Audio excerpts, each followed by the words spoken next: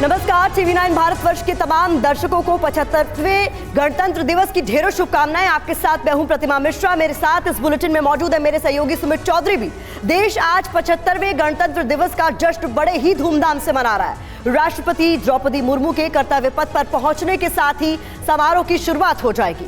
द्रौपदी मुर्मू तिरंगा फहराएंगी और इस वक्त ये सीधी तस्वीरें आपको हम दिखा रहे हैं किस तरीके से तैयारियां पूरी कर ली गई हैं। 10:27 पर परेड की शुरुआत भी हो जाएगी। आज देश अपना 75वां गणतंत्र दिवस मना रहा है और इसको लेकर तैयारियां, जोश, किसी भी चीज में कमी आपको नजर नहीं आएगी।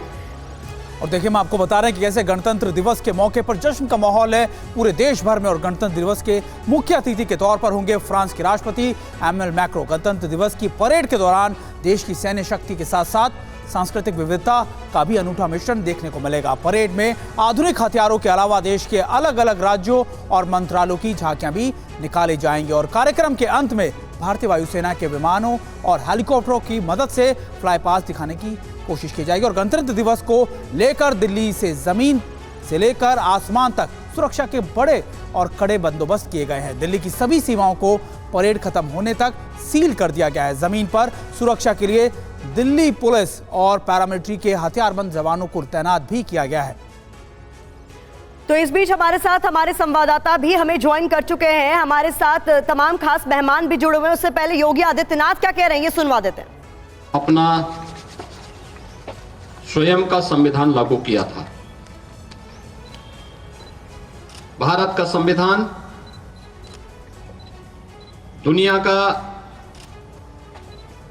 सबसे बड़े संविधान में से एक है और भारत के संविधान ने भारत के महान स्वतंत्रता संग्राम सेनानियों, संविधानविदों और विशेषज्ञों के अनुसार जिस संविधान को अपने देश में लागू किया, पिछले 74 वर्षों से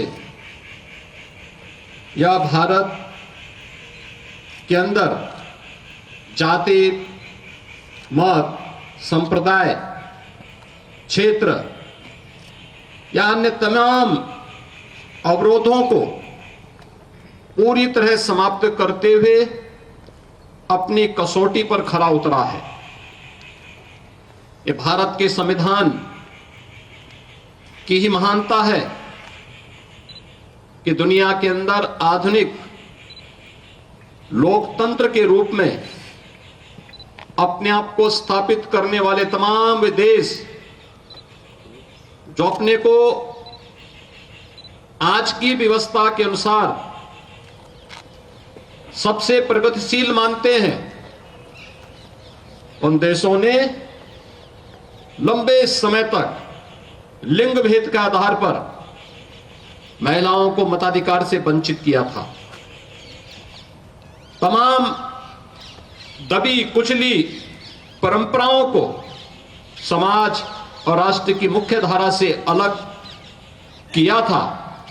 लेकिन भारत दुनिया का वह देश है जिसने संविधान लागू करने के साथ ही इस बात को भी सुनिश्चित किया था कि भारत के अंदर लिंग के आधार पर जाति, मत, मजहब, क्षेत्र के आधार पर किसी भी प्रकार का कोई भेदभाव नहीं होगा और भारत के हर वयस्क मतदाता को अपना मताधिकार करने, भारत के अंदर एक सरकार बनाने के लिए पूरा अधिकार दिया। यह भारत के संविधान के कारण भारत का हर नागरिक आज देश की सरकार को बनाने में उसका हिस्सेदार बना हुआ है।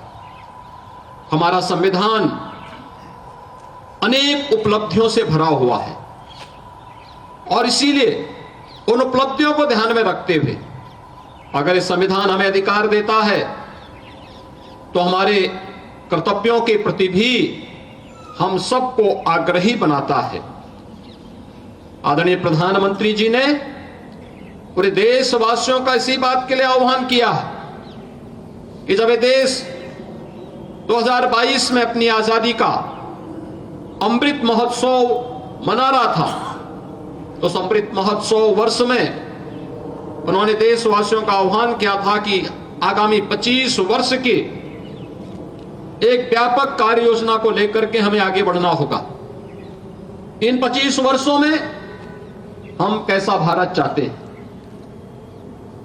यह हम सबके संकल्प को जमीनी धरातल पर उतारने के इन 25 वर्षों में अगर हम सब अपने कर्तव्यों का ईमानदारी पूर्वक निर्वहन करते हैं तो 2047 आने पर भारत दुनिया के एक विकसित देशों की श्रृंखला में खड़ा होगा, जहां पर हर भारतवासी न केवल अपने देश और अपनी प्राचीन विरासत पर गौरव की अनुभूति कर पाएगा, बल्कि वह अपनी वर्तमान को सुखद और सुंदर बनाने के साथ ही अपने भविष्य को भी उतना ही उज्जवल बनाने के लिए प्रति पूरी तरह आश्वानित होगा। आजादी के अमृत महोत्सव वर्ष में जो संकल्प था,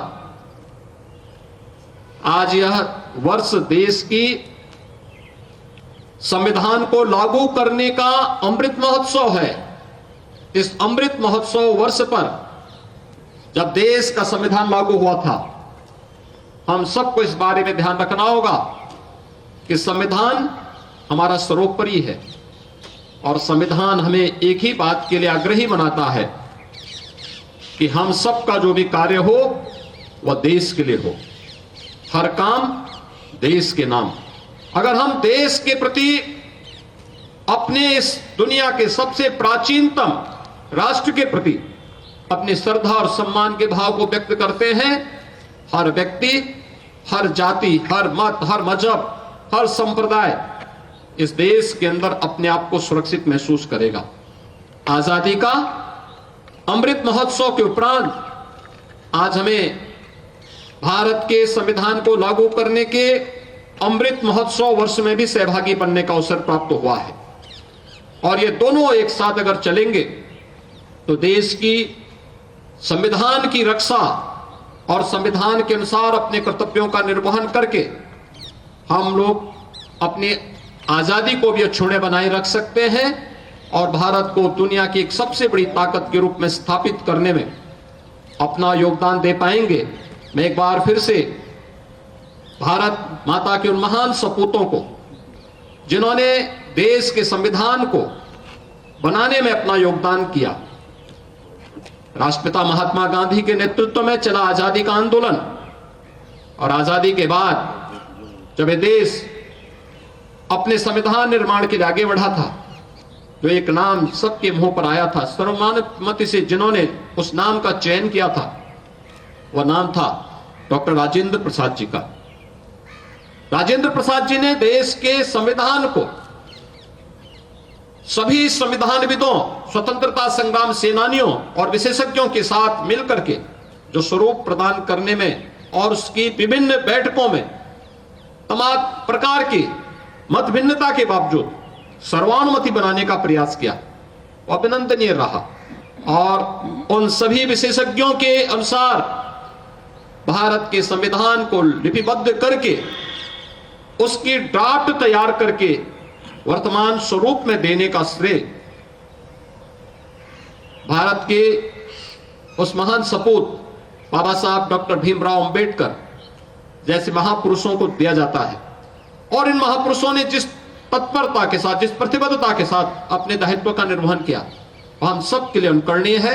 मैं इस अवसर पर भारत माता के उन महान सपूतों को, जिन्होंने अपना सर्वस्व देश की आजादी के लिए समर्पित किया, उन महान संविधानविदों, स्वतंत्रता संग्राम सेनानियों को इस अवसर पर नमन करते हुए पूरे प्रदेशवासियों को 75वें गणतंत्र दिवस के अवसर पर अपनी हृदय से बधाई देता हूं, अपनी शुभकामनाएं देता हूं। धन्यवाद। जय हिंद।